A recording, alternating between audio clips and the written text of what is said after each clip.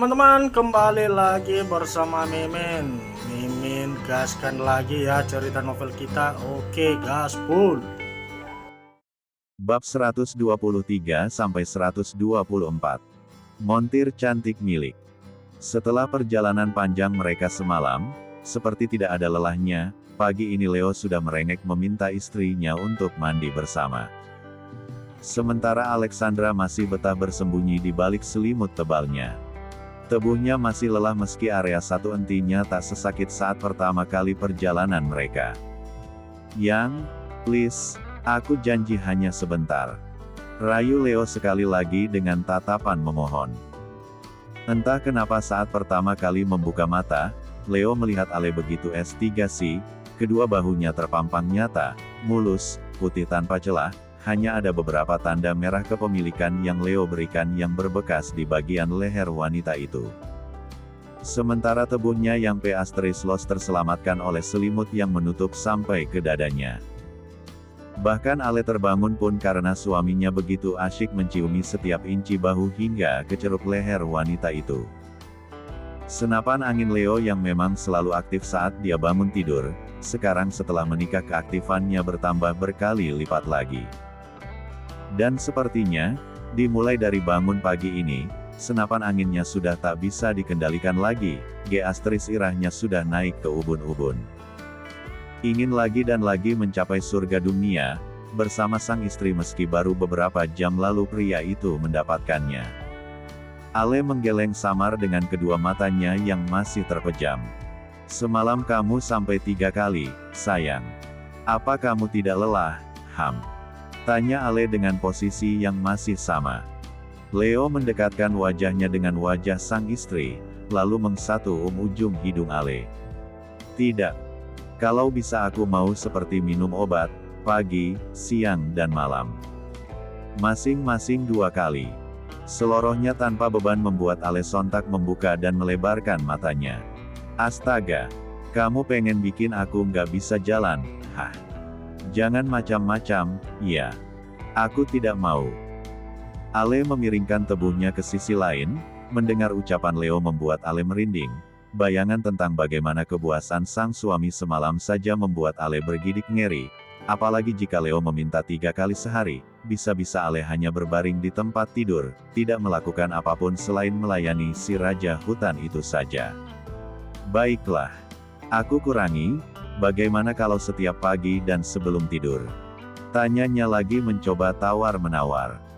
Padahal sesungguhnya Leo sudah sangat ingin menerkam istrinya lagi, namun Leo tak mau melakukannya jika Ale tak mengizinkan. Masing-masing 1 kali. Ujar Ale dengan suara pelan namun masih bisa didengar Leo. Leo pun tersenyum dan sedetik kemudian tubuh Ale sudah melayang di udara. Pria itu mengangkat sang istri ala bridal, membawanya dengan kondisi tubuh sama-sama naked ke dalam kamar mandi. Perlahan Leo menurunkan istrinya, berdiri berhadapan di bawah kucuran shower, air hangat itu mengalir membasahi tubuh dan membuat keduanya menjadi semakin rileks. Leo mengambil sabun, lalu mulai mengusap busa sabun itu ke tubuh sang istri tanpa kecuali. Tangannya yang jahil mulai bermain di bawah sana membuat sensasi yang semakin berbeda karena mereka bermain di dalam kamar mandi. Ah! Ale terus berdesi, sambil sesekali memejamkan matanya.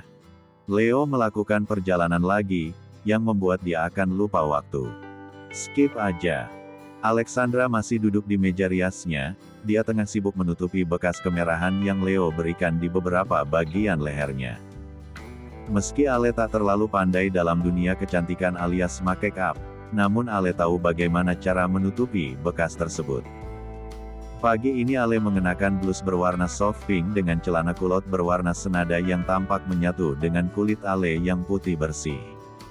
Sudah? Tanya Leo yang menunggu Ale sambil membuka tabletnya, kebiasaannya tiap pagi melihat pergerakan saham-saham miliknya. Ale mengangguk seraya mengambil shoulder bag-nya yang berwarna putih gading dengan logo huruf H besar di depannya, terlihat sangat serasi dengan pakaian yang dikenakannya.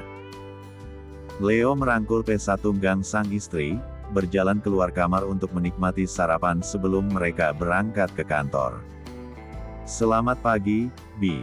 Sapa Ale dengan senyuman ramah. Pagi, Non, Tuan. Silahkan, Bibi sudah siapkan sesuai pesanan semalam.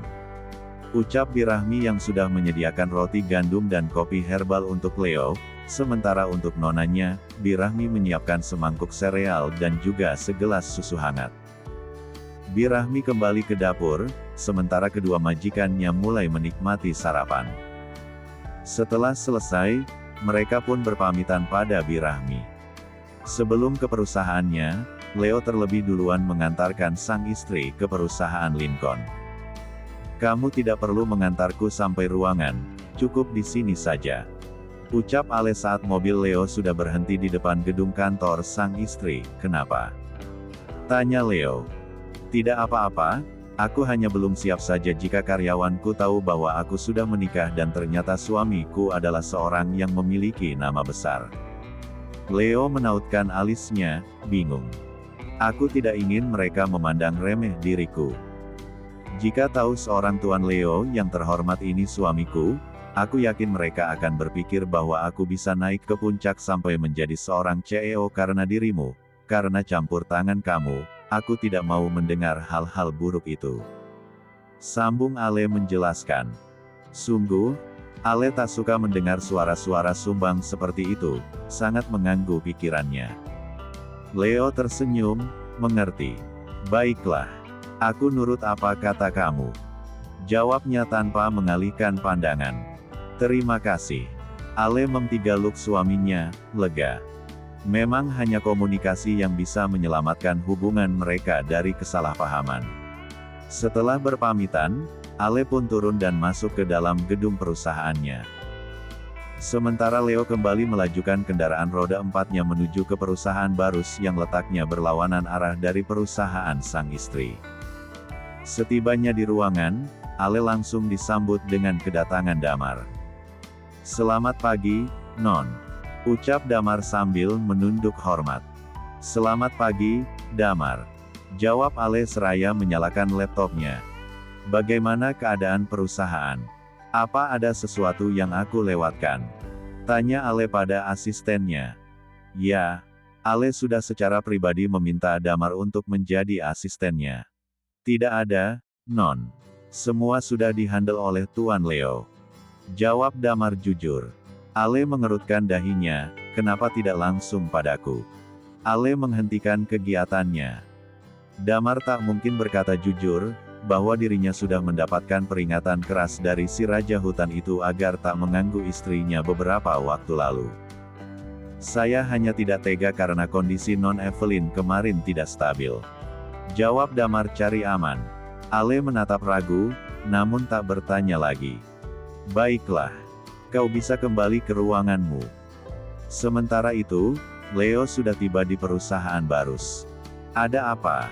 Tanya Leo saat Angga masuk ke dalam ruangannya. Maaf, Tuan. Di lobi ada tamu yang ingin bertemu dengan Anda. Ujar Angga ragu-ragu. Siapa? Tanya Leo tanpa basa-basi. Jika belum membuat janji, jangan diterima. Itu Tuan. Tamunya. Tuan Yuta. Seketika mood Leo yang tadinya sangat bagus berubah menjadi buruk. Mendengar nama itu membuat nafas Leo memburu. Masih berani dia datang menemuiku. Bab 124. Tok, tok, tok, ceklek. Ada apa? Tanya seorang wanita dengan wajah bantalnya membuka pintu kamar. Wajahnya tak bersahabat, meski tahu di rumah itu tak lagi ada siapapun selain dirinya dan seorang petugas keamanan yang berjaga di pos depan rumah mewah tersebut. Putrinya entah pergi kemana, sementara sang suami, dia sudah tak peduli lagi. Hatinya sudah mati rasa. Itu Nyonya, di depan ada tamu. Jawab security itu dengan tergagap. Tak pernah sekalipun petugas tersebut berinteraksi sedekat ini dengan nyonya besarnya. Membuat dirinya jadi sungkan dan segan. Cik, kenapa repot-repot membangunkanku? Katakan saja Zack tidak ada. Ketusnya yang langsung menutup pintu kamar dengan keras. Begitulah perlakuannya pada siapapun yang dia anggap tak selevel. Tok, Tok, tok. Petugas keamanan itu mengetuk pintu lagi berkali-kali, dengan terus memanggil nyonyanya. Walau perasaan segan tetap menyelimuti tapi apa daya ini darurat. Astaga, apa lagi sih? Kau sudah bosan kerja di sini? Hah? Tanyanya semakin kesal. Sejak kepergian Vanya kemarin, mood wanita itu sangat buruk. Bahkan semakin temperamen karena sampai detik ini belum juga dapat menghubungi Irham. Semalam saja dia tertidur karena kelelahan, tak henti terus mencoba menghubungi pria tersebut. Tapi hasilnya tetap nihil, Irham tak pernah menjawab panggilannya. Maaf Nyonya. Tapi tamu di luar ingin bertemu dengan Nyonya. Nyonya Sophie menautkan alisnya. Jangan-jangan Irham yang datang menemuiku. Tanyanya dalam hati. Pria atau wanita? Tanya Nyonya Sophie ingin memastikan. Dia yang tadinya tak bersemangat, tiba-tiba jadi antusias. Pria, Nyonya. Jawab petugas itu cepat. Nyonya Sophie yang awalnya kesal berubah tersenyum lebar, memperbaiki piyama berbentuk kimononya lalu berlari menuju halaman depan tanpa keraguan sedikitpun. Dek. Langkahnya menjadi berat dan nafasnya seakan berhenti, saat melihat ada dua orang pria berbaju coklat bertuliskan satu nama instansi yang tentu sangat familiar. Di depan gerbang pun jelas terlihat terparkir kendaraan roda 4 berlogokan instansi yang sama. Nyonya Sophie, kami dari pihak kepolisian. Kami harap Nyonya bisa kooperatif untuk ikut bersama kami, guna dimintai keterangan terkait kasus pembunuhan almarhumah mendiang Nyonya Dahlia. Ini surat penangkapannya. Seorang petugas polisi tanpa basa-basi langsung memberikan shock terapi di pagi hari pada wanita itu. Lututnya bergetar hebat, tangannya pun tak kuasa untuk sekedar mengambil surat dari petugas kepolisian tersebut.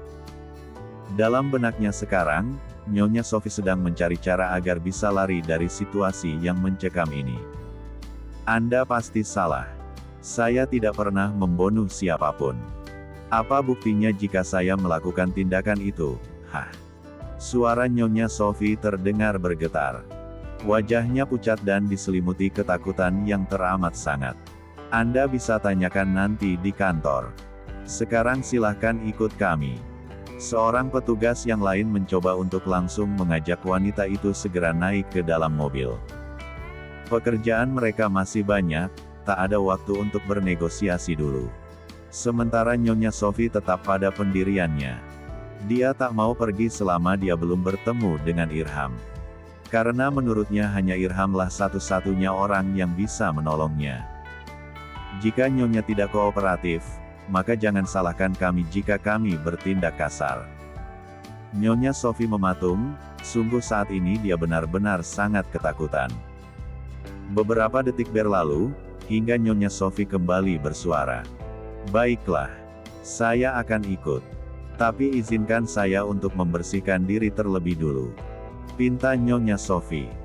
Wajar saja, saat ini dirinya masih mengenakan gaun tidur sebatas P4H dengan outer ala kimono motif bunga sakura.